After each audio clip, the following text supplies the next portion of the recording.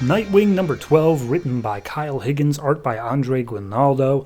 Last issue left off with Paragon killing several members of his own group and then going to visit Detective Nai, who only hates Nightwing so much because his romantic partner, Chris, was killed in a Nightwing-related incident, and he blames Nightwing for it. Anyway, this issue picks up with the entire multiple homicides thing of the Republic of Tomorrow, the people of Paragon runs, being reported in. And Nightwing would have made it before the police if he was on the opposite side of the river, but unfortunately he's showing up 2 minutes late. So the police are already there, and he's having to look in from the outside at what exactly happened here.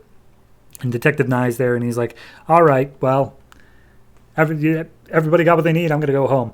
And as he starts walking out, Nightwing grabs him and be like, this is Paragon. I know you think it might be me, but it's not me. It's Paragon.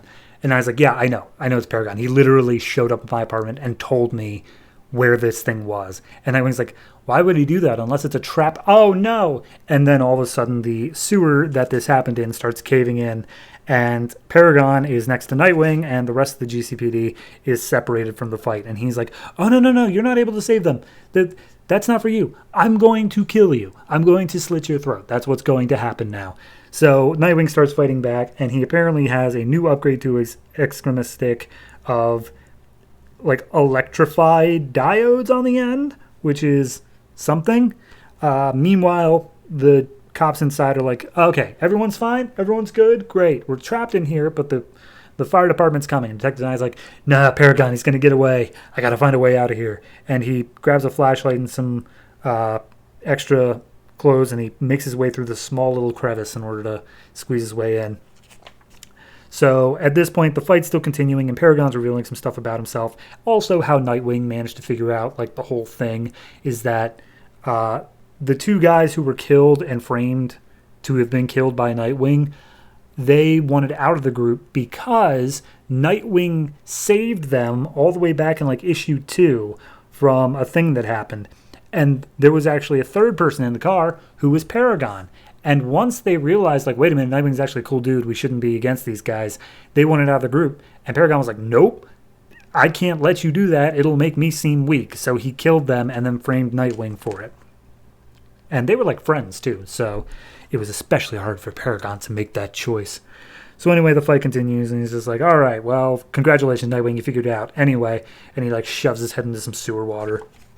And then Nightwing gets the upper hand and shoves his head into some sewer water. And they're like, see, Nightwing, we're not so different. We both want what's best for this city, but my resoluteness will mean that I have to kill you. And at that point, both of them take a tumble down in the sewer. They make their way out, like past the release valves and stuff like that, and out into the main area. And at that point, the GCPD are there waiting, and all guns are drawn on both of them, but mostly on Paragon.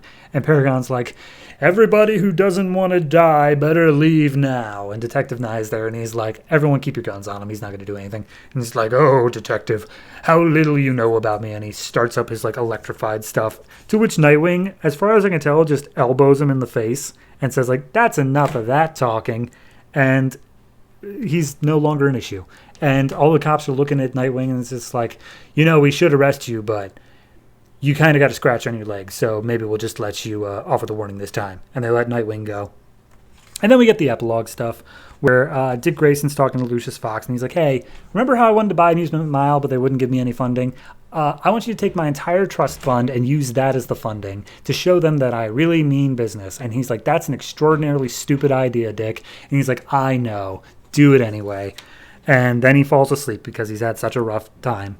Cut over to the Iceberg Casino. Mr. Combustible walks in. Penguin is freaking out. Mr. Combustible's like, what's up? And he's like, dude, someone killed all of the mob in Philadelphia. Like, all the mob. And frankly, I'm thinking they're going to come here. And he's like, well, why are you worried about a mob killer? Like, you dealt with them before. And he's like, no, it's not just a normal mob killer. This is Lady Shiva showing up. To which point Mr. Combustible says, like, I'm going to get out of Gotham. Goodbye. And then he just leaves.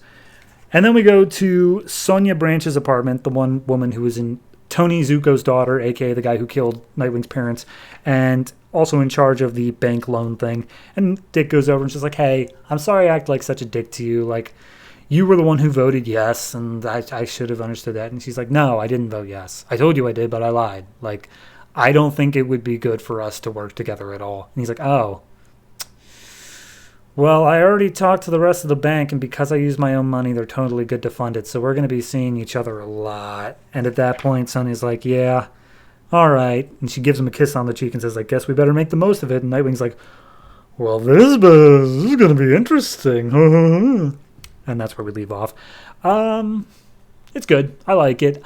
I still feel like Paragon, like they had an idea there for an interesting villain in terms of like a rallying cry, because there's so many anti-vigilante things of just like, no, you don't understand this city, I understand this city.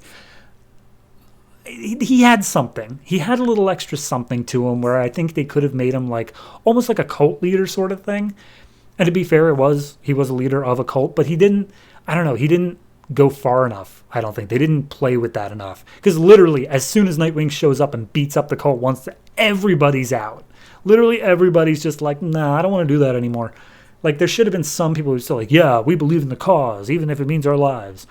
But no, that was just Paragon. I don't know. It just felt like a little bit of a wasted opportunity there. But that's just me rewriting it afterwards. In terms of what they wanted to do, it was fine. It was good enough. Overall, I would give this one, I give it a 7. I do actually like the art style more on this than I think I have like the previous 2 issues. It's been good throughout, but I think the coloring finally got to where it needed to be. The first page especially, I don't know, it's a real nice image of Dick just going over the skyline to get to the destination. It's just solid image. So 7 overall, and we'll see what happens next week.